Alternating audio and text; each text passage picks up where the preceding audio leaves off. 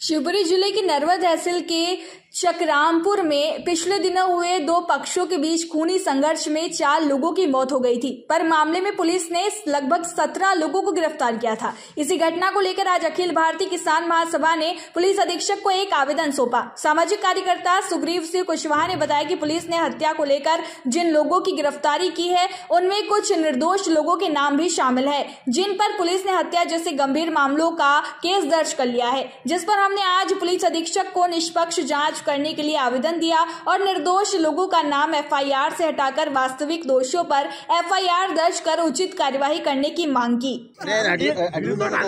वो हटी नहीं रही यार। ना बोलो भाई। हाँ बोली। सर, मेरा नाम सुग्रीव सिंह कुशवाहा, मैं ग्वालियर से आया हूँ और ये घटना है चकरामपुर की।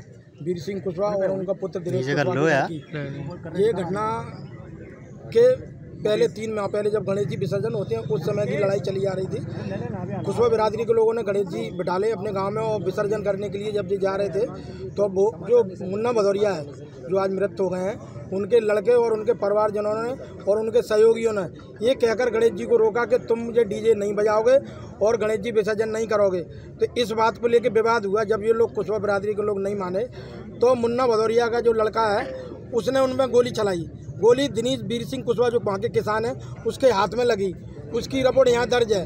उसके बाद में 307 जब अपराधी के ऊपर 307 कायम हो जाती है तो वो खुले में घूमने का कोई उसको अधिकार नहीं है, लेकिन वो खुले में घूमता रहा। उसके मनोबल बढ़ा तो चुनाव ठीक 3 माह पहले 3 माह बाद चुनाव के ठीक शाम के समय वो फिर आए 10-12 लोग और उसमें हथियार लेकर गाड़ी में जब आग लगी ना गाड़ी में, वो गाड़ी जलने के बाद में जब तहकीकात हुई उसमें हथियार थे।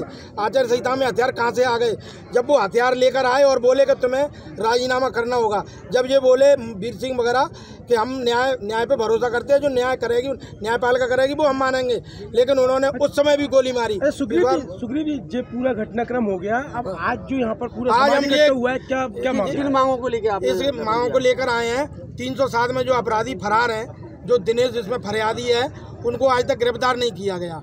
लेकिन जिन लोगों के हाथ से जो 4 लोगों की मृत्यु हुई है, बलवा हुआ, उसमें हमने 17 लोग अरेस्ट कर दिए, जिसमें सरपंच ने प्रथम बार सूचना दी थी।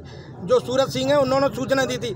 आज वही व्यक्ति आरोपी है, उसके साथ में 14 लोग निर्दोष लोग और उसमें एक 60 साल, एक 65 और एक 75 साल का बुजुर्ग आरोपी बना दिया है पुलिस ने। 14 लोगों को और गिरफ्तार करना चाहती है पुलिस। और इस बात को लेकर हम यहाँ आए। एसपी महोदय, अब ये अन्याय नहीं होगा, क्योंकि पहले के 307 के आरोपी सरेआम घूम रहे हैं। हमने 17 लोग हाजिर करवा दिए, उसके बाद में आपने 14 लोग फिर आरोपी बना दिए। हम ये बर्दाश्त नहीं करेंगे। और जो लोग सरेआम घूम रहे हैं 307 के आरोपी, हम समझते हैं कि हम घटना घटी है, 4 लोग आपके बने, हमें भी दुख है, लेकिन 307 का आरोपी कोई भी हो उसको अरेस्ट होना चाहिए। वो लोग क्या कर रहे हैं? पुलिस ने कुछ आश्वासन नहीं दिया। वो लोग जा रहे हैं घरों पे। अभी 307 के आरोपी गुंडागर्दी कर रहे हैं।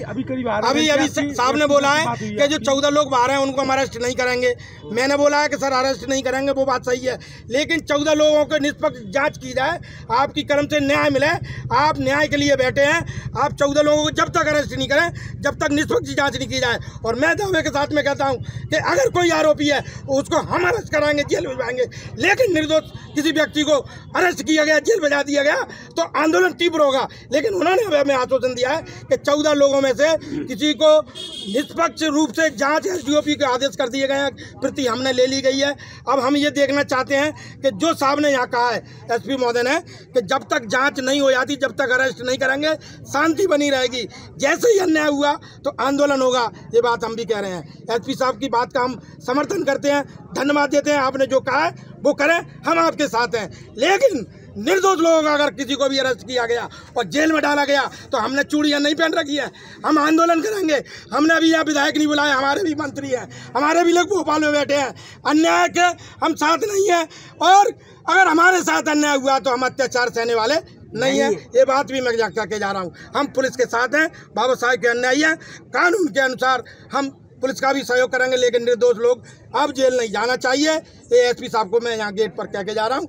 आपके साथ हमें धन्यवाद। क्या अभी भी वो लोग कुछ परेशान? हाँ, कर रहे हैं ना, परेशान। अभी महिलाओं से पूछो, वो कह रहे हैं मेरे शाम को कल ही आए थे, धक्का दे रहे थे, उनके साथ में पुलिस थी। जो 307 का आरोपी सरेआम घूम रहा है उसको कोई अरेस्ट नहीं है। जो कुशवाहा बिरादरी के लोग 302 में नाम दर्ज कर दिए हैं वो मारे फिर रहे हैं 70-80 साल के बुजुर्ग।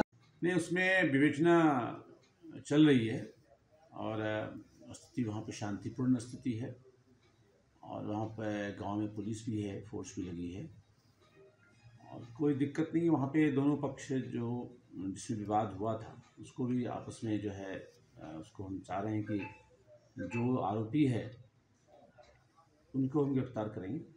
बाकी जो ये लोग बता रहे थे कि कुछ लोग और नाम उसमें जुड़ गए, हमने बताया कि आप उसका साक्ष्य पेश कीजिए और यदि वो आरोपी नहीं होंगे उनकी हम देखेंगे, लोकेशन उसका देखेंगे, सारी चीज़ देखेंगे। यदि आरोपी नहीं है तो हम उसका आरोपी नहीं बनाएंगे। तो दूसरे पक्ष के कुछ लोगों पर भी मामला दर्ज है, उन लोगों की गिरफ्तारी के भी विषय उठा रहे थे।